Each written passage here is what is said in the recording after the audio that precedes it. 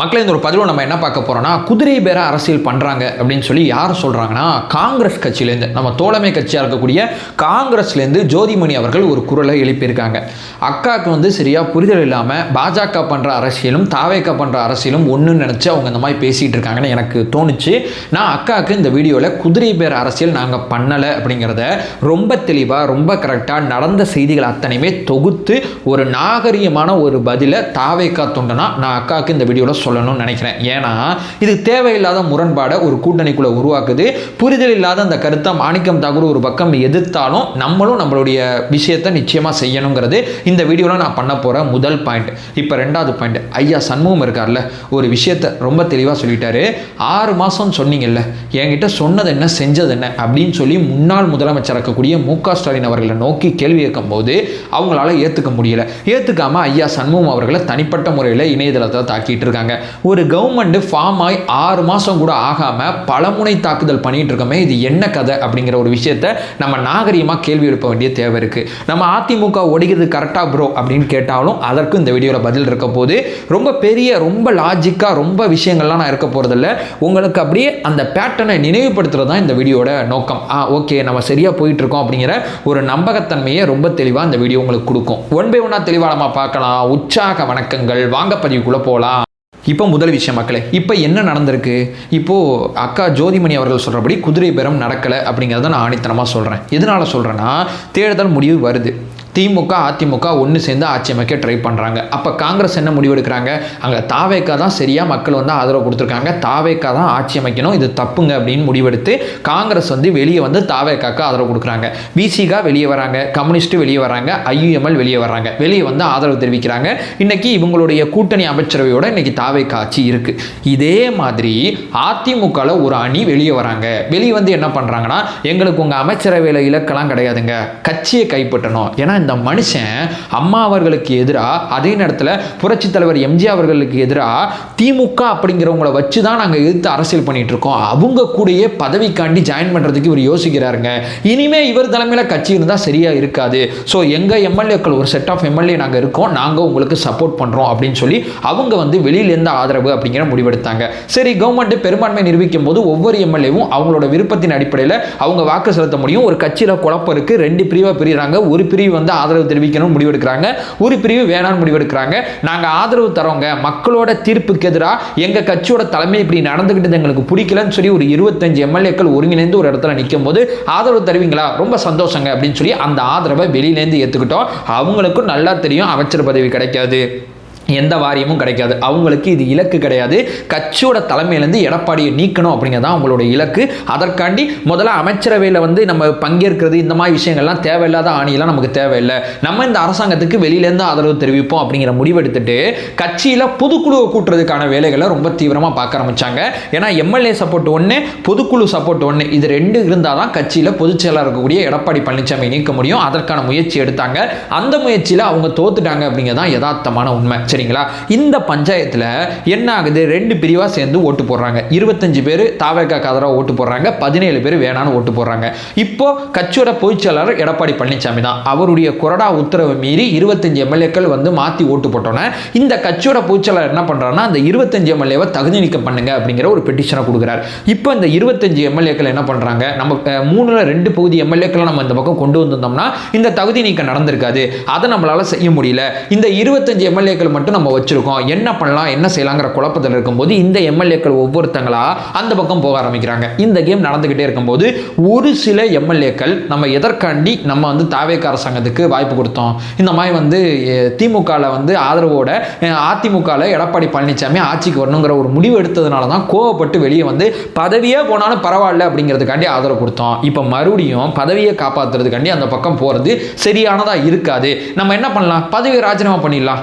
என்ன ராஜினாமா பண்ணி இப்படிப்பட்ட ஒருத்தரோட தலைமையில் பங்கேற்கிறதுக்கு திமுகவில் நம்ம பங்கேற்க முடியாது, தாவேக்கால தான் நமக்கு சரியான வாய்ப்பு இருக்கும். ஏன்னா திமுகக்கு எதிராக அரசியல் பண்ண அதிமுக அதை வெற்றிச்சுங்கிறது தான் நம்மளோட கோவம். திமுகக்கு எதிராக மிக தீவிரமாக அரசியல் யார் பண்ணுறா? இப்போ தாவேக்கா தான் பண்ணுறாங்க. தாவேக்கால ஜாயின் பண்ணலாம்னு சொல்லி ஜாயின் பண்ணுறாங்க.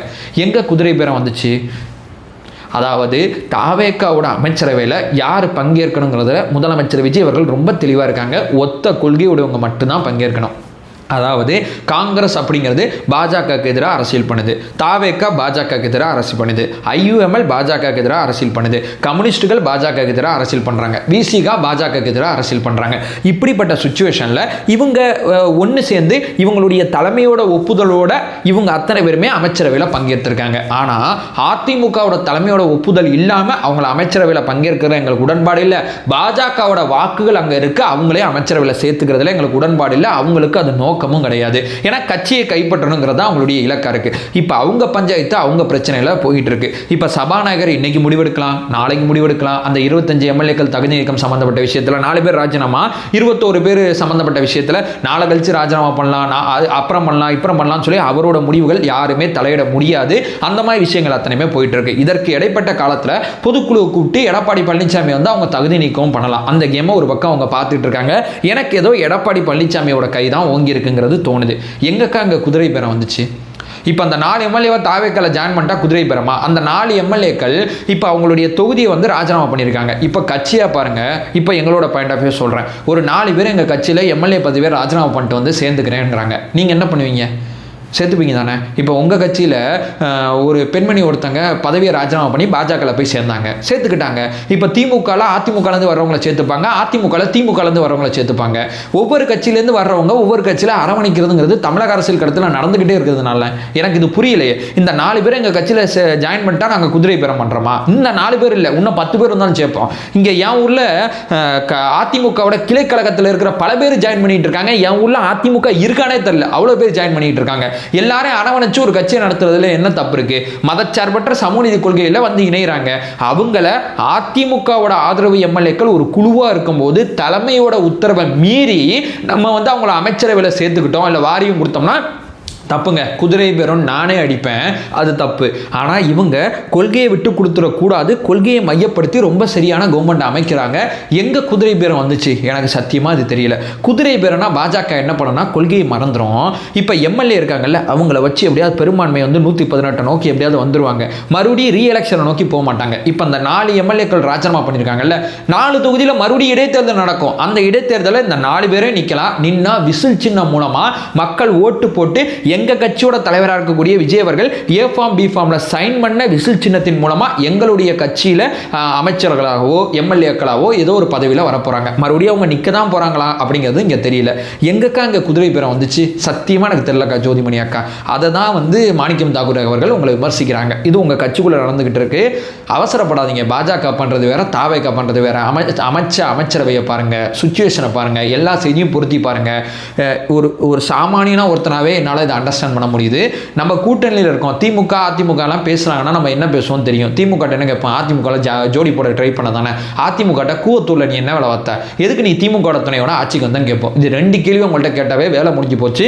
ஆனால் காங்கிரஸ் தோழர்களை நான் அப்படி பார்க்கல. ஏன் அக்கா அப்படி விமர்சனம் வைக்கிறீங்கிறது எனக்கு தெரியலக்கா, மாற்றிங்கிறது என்னுடைய முதல் ரிக்வஸ்ட். இது ஒன்று.